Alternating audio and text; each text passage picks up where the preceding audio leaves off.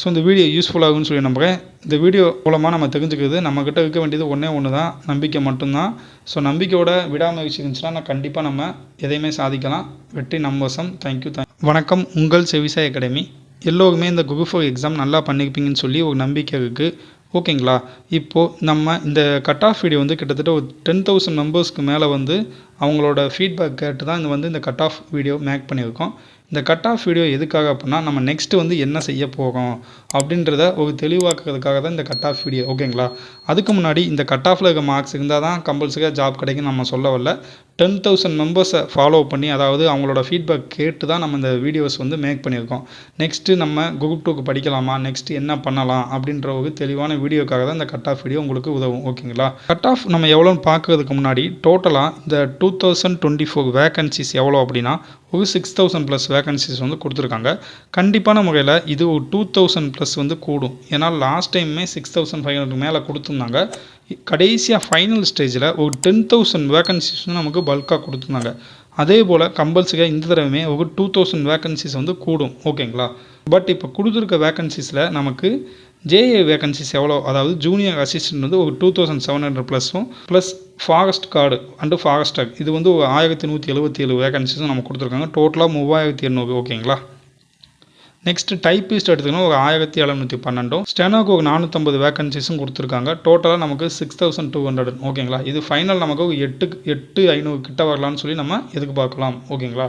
இப்போது நம்ம நடந்து முடிஞ்ச இந்த குரூப் 4 எக்ஸாமோட கட் ஆஃப் பார்க்கலாம். லாஸ்ட் டைம் நமக்கு 167 எடுத்திருந்தவங்களுக்கு கடைசியாக வேலை கிடச்சிச்சு. அதாவது பிசியாக இருக்கட்டும் அல்லது எம்பிசியாக இருக்கட்டும். ஓகேங்களா? ஜென்ரலுக்கு ஐ திங்க் 168 கிடச்சிச்சின்னு நினைக்கிறேன். பிசி அண்ட் எம்பிசி எந்த பாகுபாடும் இல்லாமல் 167க்கு கிடச்சிச்சு. இதுக்கு முன்னாடி ஒரு மார்க் வந்து 2 பேத்துக்குமே டிஃபரன்ஸ் இருக்கும். ஓகேங்களா? இப்போது இந்த 2024க்கான கட் ஆஃப் எவ்வளோனா, நீங்கள் ஜென்ரல் கேட்டகரியாக இருக்கீங்க, என்கிட்ட டைப்பிஸ்ட் கிடையாது, வேறு எந்த ஒரு முன்னுரிமை இல்லை அப்படின்னா நீங்கள் 171 எடுத்துருந்தீங்க அப்படின்னா நீங்கள் சேஃபில் இருக்கீங்க. நல்லா தெரிஞ்சுக்கோங்க. இந்த மார்க்ஸ் இருந்தால் கண்டிப்பாக ஜாப் கிடைக்குன்னு சொல்லலை. உங்களுக்கு ஜாப் கிடைக்கிறதுக்கான வாய்ப்புகள் 90% இருக்குன்னு தான் சொல்கிறோம். ஓகேங்களா? அதுக்காக இந்த மார்க் இருந்தால் தான் எனக்கு வரணும்னு நான் சொல்ல கிடையாது. ஏன்னா கட் ஆஃப் கூடவும், இதை விட ஒரு மார்க் கூடவும் செய்யலாம், ஒரு மார்க் கம்மியாகவும் செய்யலாம். ஓகேங்களா? Next PC community. நீங்கள் பிசியாக இருந்தீங்கன்னா ஒரு 169க்கு மேலே இருந்தீங்க, 169 170 இருந்தீங்க அப்படின்னா நீங்கள் சேஃப் ஜோனில் இருக்கீங்கன்னு அர்த்தம். ஓகேங்களா? Next MBC community. எம்பிசியில் நீங்கள் 168 ப்ளஸ் இருந்தீங்க, 168லேருந்து 170 முடிய இருந்தீங்கன்னா நீங்கள் சேஃப் ஜோனில் இருக்கீங்கன்னு அர்த்தம். ஓகேங்களா? Next PCM. நீங்கள் 166 ப்ளஸுக்கு மேலே இருந்தீங்கனாலே நீங்கள் சேஃபாக இருக்கீங்க. ஓகேங்களா? உங்களுக்கு ஜாப் கிடைக்கிறதுக்கான வாய்ப்புகள் அதிகமாக இருக்கும். எம்பிசிக்கு 168 ப்ளஸ். ஓகேங்களா? 168லேருந்து 170 முடிய. Okay. Next scheduled community. Scheduled கம்யூனிட்டியில் நீங்கள் ஒரு 166லேருந்து 68 முடிய இருந்தீங்கன்னா உங்களுக்கு ஜாப் கிடைக்கிறதுக்கான வாய்ப்புகள் அதிகம். Next SCA community. எஸ்சிஏவில் நீங்கள் 165 ப்ளஸுக்கு மேலே இருந்தீங்கனாலே உங்களுக்கு ஜாப் கிடைக்க 90% மேலே வாய்ப்பு அதிகமாக இருக்குது. ஓகேங்களா? இப்போ நம்ம டைப்பிஸ்ட், ஸ்டெனோ அண்டு விமனுக்கான கட் ஆஃப் பார்க்கலாம். டைப்பிஸ்ட்டில் நீங்கள் போத் ஹையர் அண்டு லோயர் முடிச்சிருக்கீங்க அப்படின்னா ஜென்ரல் கேட்டகரிக்கு ஒரு 164 ப்ளஸ் வரும். கண்டிப்பாக 164 ப்ளஸ் தான் வரும். ஏன்னா எல்லாருமே இப்போ டைப்பிங் முடிக்க ஆரம்பிச்சிட்டாங்க. ஓகேங்களா? ஈவன் இன்ஜினியரிங் படித்து நம்ம குரூப் 4 எக்ஸாம் எழுதுகிறவங்களுமே இப்போ டைப்பிஸ்ட் முடிக்க ஆரம்பிச்சிட்டாங்க. ஓகேங்களா? அதனால் நீங்கள் 164 ப்ளஸ் இருந்தீங்கன்னா உங்களுக்கு ஜாப் கிடைக்கிற வாய்ப்புகள் அதிகமாக இருக்குது. நெக்ஸ்ட்டு ஸ்டெனோவில் 156க்கு மேலே இருந்தீங்கன்னா உங்களுக்கு ஜாப் கிடைக்கிறதுக்கான வாய்ப்புகள் அதிகம். 90% வாய்ப்புகள் அதிகம். ஓகேங்களா? நெக்ஸ்ட்டு விமனுக்கான ஜென்ரல் கேட்டகரியில் ஒரு 167 இருந்தீங்கன்னா உங்களுக்கு ஜாப் கிடைக்கிறதுக்கான வாய்ப்புகள் அதிகமாக இருக்குது.